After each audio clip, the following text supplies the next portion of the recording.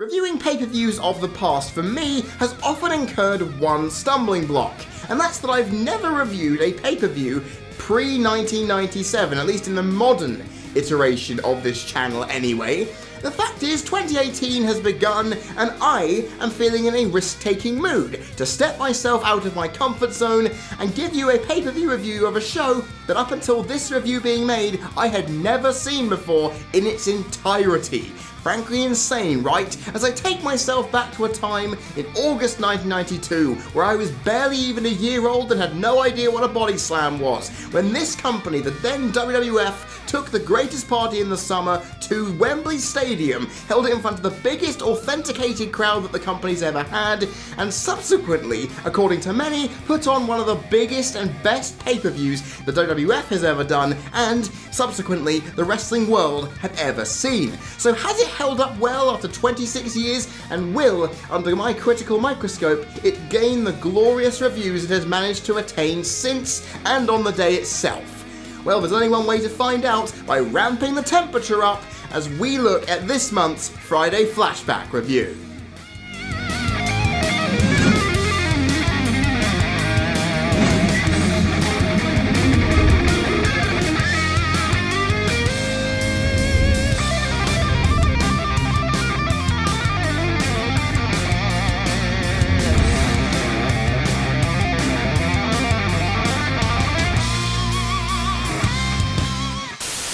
Before we start, I need your help, as the pay-per-view review schedule for Friday Flashback has a gaping hole in it for November. So if you have a pay-per-view that you want reviewed by me on this show, all you have to do is comment down below, and whichever pay-per-view I believe to be the most enticing will be selected, and by the end of the year you will see your choice put in all of its glory here on Friday Flashback. So, with that done and out of the way, let's get on with this thing. We kick things off with a bumper tag team contest as the Legion of Doom took on Money Incorporated, defeating the Dastardly Heels off a front power slam by Animal in 15 minutes and 10 seconds. Now, considering there was nothing on the line in this one except for honor, as these two teams were vying for title contention, this match probably wasn't going to be that much, because if the titles were on the line and there was heat aplenty, boy, this could have been something. Then again, the loud crowd would disagree with that ascertained statement, as they were bringing a solid tag team match to life, while the heel tactics of IRS and Ted DiBiase against Orc, playing the ultimate face in peril, ensured it had a story to tell that only got ramped up the longer this match went on, and it went on quite a distance, I will say. It reminded me of Headbangers vs Los Boricuas at another UK pay-per-view in one night only 1997, yet thanks to LOD being a dominant force as opposed to weak underdogs, it didn't play off as well as I would have expected or wanted. Then again, the match had a hard time focusing on a consistent pace, and it went a little too long, because seriously, they could have narrowed this down to 10 minutes, and it would have probably done as much in that time. Regardless of that, it was still relatively enjoyable. It was a solid 2-star match, and to begin the night with that is always a good thing, because at least it wasn't a 0 or a 1-star. I could have at least been negative on that.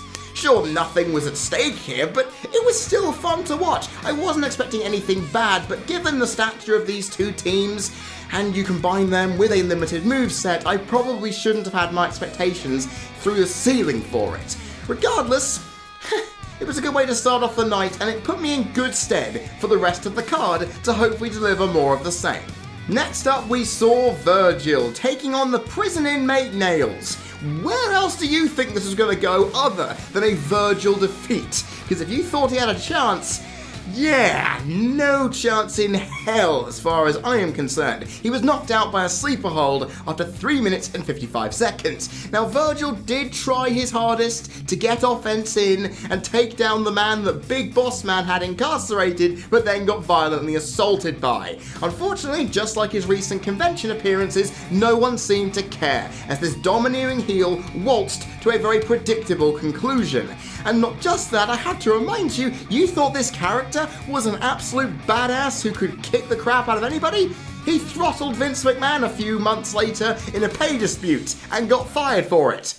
Yeah, I wouldn't want to cross Nails at any time, even though he was about to go into a feud with The Undertaker in late 1992. Yeah, he threw away the feud of his bloody life for money. Yeah, I wouldn't want to cross nails anytime. The fact is though, like I've said, this match lumbered to a predictable conclusion and lasted way longer than it honestly should have been. It was a plain squash match that wasn't interesting in the slightest, because even me, 26 years later, just looks at Virgil and go, yeah, you're not going to win this. And he didn't. And it just went along through the motions and did absolutely nothing for me. It's a clear 0 as far as the eye can see. I don't think I need to really say any more about this match, which means I can start talking about this one, a match between two good wrestlers that sadly ended in a double countout, as Shawn Michaels and Rick Martel battled for the affections of Sensational Sherry for a criminally short 8 minutes and 6 seconds. There are matches later on in this card that do not even deserve to be longer than this one for me personally. Now, knowing how good both Martel and Michaels are in the ring, I was expecting an athletic contest to rival some of the best at the time.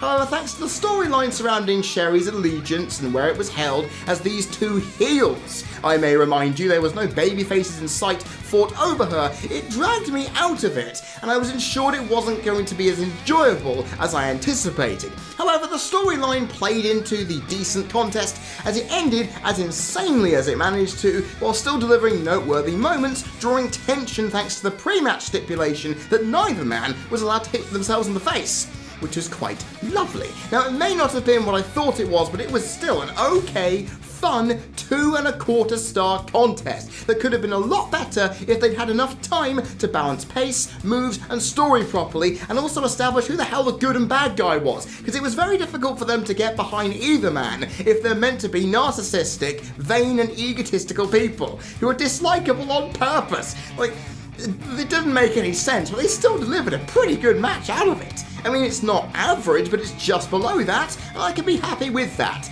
I just wish that they had more time, more substance to it, and more crowd interest, because these two deserved it.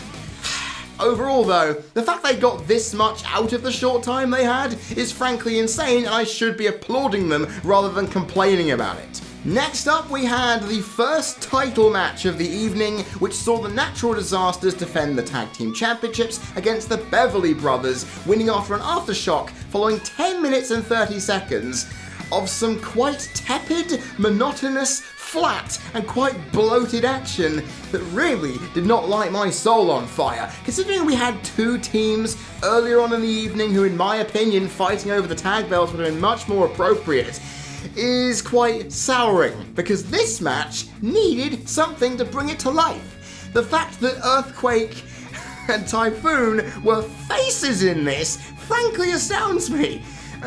Yeah. The match was overall quite disappointing. The crowd were into it in places, after seeing the Genius have his interference attack be foiled, and the brothers, who are very vain and narcissistic, God, where's that tribe gone, being beaten down by two gigantic men who obviously should have won. The fact is, it felt really like a carbon copy of the tag team match we saw earlier on in the evening, with standard heel tactics working its way into the story, but because, like I've said last time, they have two gigantic men who really should be flattening these two much quicker, it didn't play off at all well, and it meant that I was just sitting there just waiting for it to end. There wasn't much of a story to it, and I just felt really bored by it. Despite that though, there was still enough in it for me to warrant half a star, because there was just enough story, there was just enough crowd investment, and overall, a couple of moments where I actually went, okay, this is alright. Both teams are okay, but the chemistry wasn't there. Half a star is relatively fine, and it seemed a little kind, but sometimes you have to give the benefit of the doubt where it's due. This match may not have been the best contest in the world, and actually is one of the worst I've seen in recent times on the Friday Flashback series, but I'm going to say this. I'll take it with a pinch of salt and get what little I can out of a match like this. It's for a championship, people cared, and they put a little bit of effort in. So I can't go too far in rating it higher, but who cares? We need to move on to the next match, and boy oh boy, is it an interesting one, said nobody, as we had arguably the most elongated squash match I have ever seen, as Crush defeated Repo Man, Simon Miller's old favourite of course, off a cranium crusher in 5 minutes and 41 seconds. Yeah, 6 minutes! Is that the average length for a squash match? Hell to the no! Now, given that Crush had debuted in May, you'd think he'd make easy work of Repo Man by wiping the floor with him in a couple of freaking minutes. Even less than that, maybe 1 or 2, just because it can be done. But no, he took his time to punish him, and it was so laborious I could punch someone in the face and get a better rating than this. The fact is, it sucked all of the enthusiasm that the night had gradually built up until this point, and it served very little purpose, and left you wondering why it wasn't done quicker. The crowd were on their hands, the story was non-existent, and it was a turgid slog to sit through. Overall, it is a 0 without any question needed. And honestly, the event has gone a little downhill. Hopefully the next match can pull that off with gusto. And boy did it, as we saw the anticipated rematch between the Macho Man Randy Savage and the Ultimate Warrior for the WWF Championship, which sadly went to a count-out finish following 28 minutes of tense, pulsating action, and it's often said that Savage was the best opponent that Warrior ever had, and anyone who says so is damn right, as these two, much like their WrestleMania encounter from a year or so prior, executed a contest that looked as equal and dramatically pulsating as one could ever have do between two giant supermen of the period. However, unlike the retirement stipulation that was all over their WrestleMania encounter, this one was all about where Mr. Perfect's allegiances lied, as well as the underhanded actions of one Ric Flair who believed he deserved the title shot instead. Logically given it, I probably would have said the same. The crowd went into it from the bell, the story of deception and selling out was interwoven gradually as neither man could find a way to finish each other off, and not to mention, Perfect and Flair and all that stuff didn't even start coming into the match until halfway through. Which meant, oh god, you were left questioning what the hell was going to happen, and it just made it all so good. It was scintillating viewing. The count-out finish, though, was warranted, given that Warrior had refused to turn heel to allow a natural one to take place, because you could tell they were setting up for a Warrior heel turn with how this match was going, and I kind of wish they'd gone with it, because it would have been really interesting to see a heel Warrior, but he had his morals, I guess, and didn't want to upset the little kiddies who love to decorate their bikes just like their sisters, because this guy made it freaking cool. The fact is, though, these two, I really couldn't let that sour a fantastic contest, though, because knowing their history, I expected this to be good, and boy, was it! It was paced extremely well, and it definitely ensured that the crowd got their money's worth, expecting a solid in-ring story from all considered, and the interference from Flair and Perfect was so well done, people were not entirely sure what the hell was going on, making it even more crazy. Overall, this match showcased the heights of both of these two at their powers, while showing Ric Flair and Perfect as the great meddling middlemen to make the psychology right up there where it honestly should have been. Overall, I feel it's very, very similar, if not exactly the same in quality as their WrestleMania 7 bout. I'm giving it the exact same rating at 4.25 stars. This is one of those matches from a period that felt massive as two popular icons squared off. And, well, as you can tell, it was well worth it. Then again, like I said, I wish that Warrior would turn heel, because what this would have done to end the match off in a more comprehensive and dramatic style could have pushed this into 4.5 star, maybe even 5 star territory. But I'm not going to complain at this point. This is the best match of the night thus far, and it was well worth seeing. Seriously, Randy Savage and Ultimate Warrior. Two wrestlers that should not have worked, but for the second time in their freaking history, they bloody well proved it. And I couldn't be more happier than that. However, we have to take a massive downturn from that ecstasy, as the withdrawal symptoms are quite horrific, as the Undertaker defeated Kamala by disqualification, another dubious finish on a Big 4 pay-per-view I may add, after Kimchi hit the dead man with his pith helmet, and that is not an innuendo, go look it up, after a pitifully short 3 minutes and 27 seconds. Now I know, they were building towards that casket match that happened at Survivor Series a few months later, but just the fact that this had been built for quite a few months and then was just forgotten about on this card is quite irritating. Now, I wasn't expecting a lot, considering we have a wrestler managed by Harvey Whippleman and a wrestler in Undertaker who no-sells everything, meaning Kamala was going to look weak from the outset. I wasn't expecting it to be a 5-star classic, but for some reason, it ended up being lower than that. If this had gone the length of, say, Crush vs Repo Man, and had the same conclusion after a hard-fought contest for both men, I would have actually been more happy with it. I would have probably given it a star if it had time to build the story, as the crowd were into the Undertaker throughout, even though there was very little time for it to manifest itself. The fact is, these two have been built up as monsters, yet never got the chance to highlight their domineering presence. And that was a problem, because this match kinda went nowhere fast. And outside of the crowd popping for Taker, like I've already said, this is a zero-worthy match with no substance that scraped the bottom of the barrel and then some. I think I hated Crush vs Repo Man more than this, despite what little this gave, which shows how poor that was. Overall, it was just pointless. Why build up a match with so much aplomb for The Undertaker to then have it not even go that long? It doesn't make any sense. And to rub salt into the wound even more, we had a match following up from this that would have been Tonka versus the Berserker, but that was cut from the WWE Network's version of this event that I've seen, because the Silver Vision edition of the DVD has this match in its entirety. Unfortunately, I can't review what I can't see, so it's time for me to go on to the big match of the evening, and that is, of course, the one that everybody has been waiting for. The British Bulldog defeating Bret Hart to win the Intercontinental Championship in front of his wife and thousands of adoring British fans, following 25 minutes and 40 seconds of a match that he mostly forgot about. Yeah, you heard that right. As Bret Hart's biography noted, due to weeks of smoking crack and the pressure of this night mounted on the Bulldog, Davey Boy, at one point in the match during a front headlock, said to Bret that he'd forgotten all of his spots in the match, which meant that Bret had to carry his brother-in-law through the entire contest.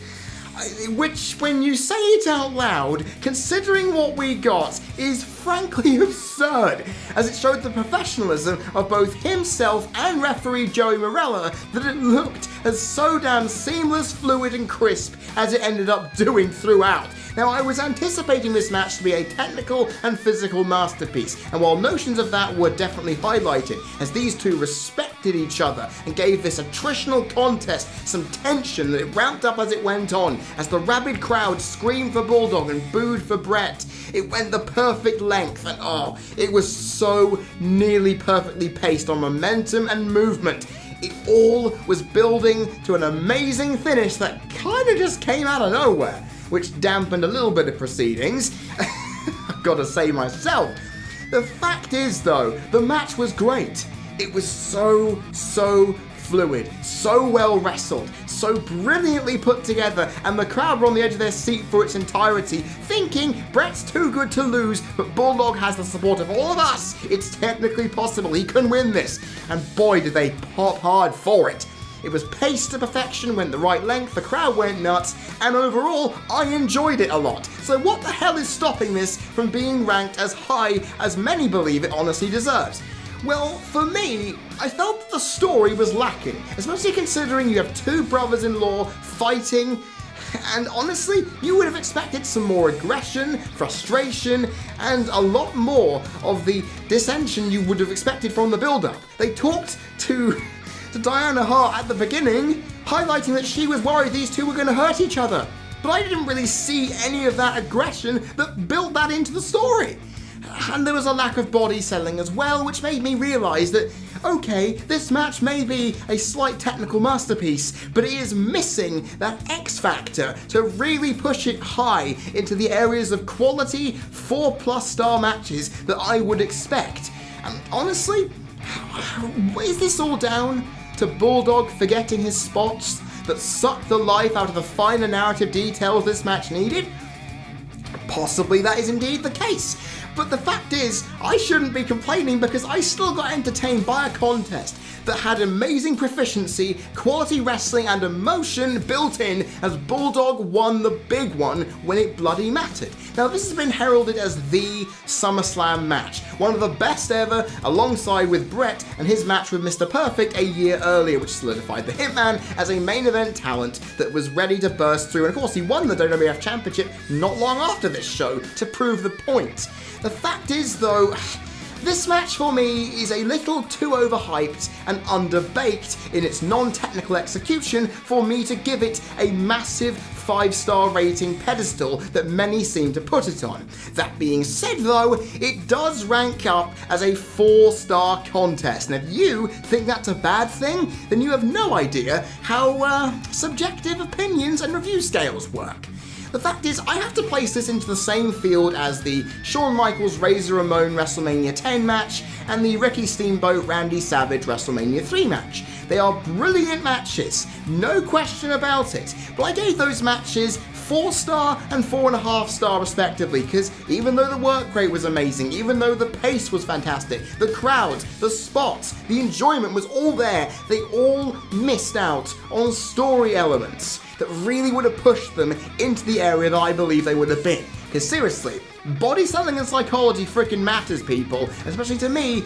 It needs it, because a match without it doesn't feel all that amazing when you strip it back. Sure, the match feels great, it flows well, the crowd are going nuts, and I'm enjoying myself, but that narrative crumb is what's needed to push a match into good territory, and I've personally seen better when that is done right. Fact is, that is according to my tastes. You may think that this match is one of the best ever, I feel it's a 4-star match. The fact is though, it did manage to end this pay-per-view on a very good note. And I really want to see where this pay-per-view ends up overall on its final rating. And the only way to do that is to gather my thoughts together and give you one last sum up on this pay-per-view. During the middle of the card, given that the 2 big title matches were still to come, and after seeing 2 below average but still solid contests, I was left rather confused. Because given the hype of this card that it had gotten back in 1992 and today, I thought it was going to be a repeat of One Night Only that happened 5 years later, with solid and great wrestling and a lot of enthusiasm to make an overall card of unassuming matches be a million times better than the sum of its parts could ever be believed to be. However, what we got here, at least in my opinion, was a car crash precursor that only looked good thanks to the location it had and the quality of those 2 aforementioned big matches flying in to save the day from what probably should have been straight near damnation. Now, outside of the 4 matches that had quality, and definitely in buckets in some cases, we are left with 4 matches that left nothing to the imagination and had no rhyme or reason to really exist on this card other than to build stars, give the crowd a lukewarm break from others, and to continue feuds towards Survivor Series. They didn't deliver much entertainment at all, and it filled the card out to really have little much to entice outside of the contest that brought people in the freaking first place. Because you were going to sell out Wembley with those 2 bumper contests, but you should have done a better job at making the card feel like it was worth the bloody money to ship all of your production equipment, your wrestlers, your staff, and everyone else to Wembley to make this happen. And the fact, ladies and gentlemen, that they didn't have Razor Ramon or Ric Flair on this card is a crime. I would have rather have had a recently debuted Razor over Crush any day of the week on this card, because you never know. A 6-minute match with the Repo Man may have actually been interesting. Seriously. Either way, this pay-per-view though does have enough where I can't out and out trash it, but there's enough negatives to where I have to be quite harsh for it. And you know what? Liam Rush told me before, when I announced this show in November for Flashbacks, that I was not to expect a great show, and a lot of the matches, in his opinion, were poor by today's standards, and boy sir, were you correct. Because seriously, a lot of the matches that happened on this card just did not matter. And honestly, the ones that did were well worth the price of admission. The problem is, I want more substance from a wrestling card, and overall, I got 4 matches that I enjoyed out of 8. But at the same time, the matches that didn't stunk up the place. So what else am I gonna do? Okay, I understand back in 1992 when the popularity of the WWF was at its zenith here in the UK. I'm sure everybody loved it. They came out of the experience having never seen something like it before in the flesh. No wonder they were going to give it such amazing ratings. Just, the fact is, fading nostalgia and a changing critical landscape has finally caught up to a lot of these matches, where back in the day, if you'd not seen Japanese or Mexican wrestling at the time, that was probably some of the best stuff you'd seen. Nowadays, a lot of those matches just are rubbish, and I'm calling them out for it. And overall, I have seen a hell of a lot better in SummerSlam cards, but thank God for the 4 matches we got that actually gave me something to smile about, while also giving some praise to the commentary work of Vince McMahon and Bobby Heenan, because my God, they made even the worst matches have some semblance of entertainment about them. Too bad the contests themselves fell flat in their faces, as overall, SummerSlam 1992 gets a paltry 3.25 out of 10, and I was fully expecting a lot more to come out of a show that has such a big reputation. However, at the end of the day, that reputation was leading to deceive, as it's again showcasing the risks of doing this show. Because I can go in thinking, oh, the most solid card in the world can surely give me a pay-per-view to remember. Unfortunately, what we got here is, well, as you can tell, a quite below average but just about poor show that really gave me something to smile about, but then left me questioning my sanity at why I spent 3 to 4 hours watching this thing. Overall though, I mean, I feel like it did better than I think I would have expected given what I actually saw in the end, but that is what happens when you have 2 4-star matches bookending this thing.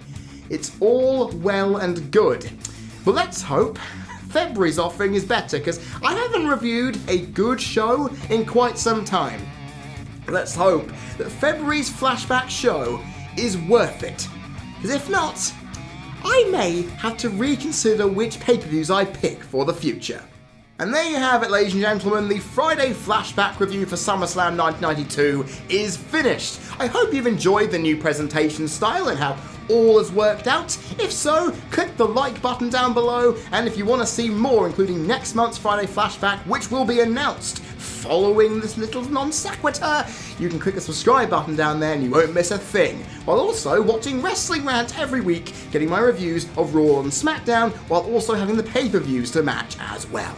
So, with that, it's time to bid you adieu, and I'm hoping that this review has warmed up a quite cold January period. If not, then I believe the weatherman may have gotten it wrong. Just don't blame me, I am only the messenger for pay-per-view related goodness. I have been Freddie Thomas, you've been people watching, this has been a Friday Flashback pay-per-view review for the CC Network, and I will see you all next time.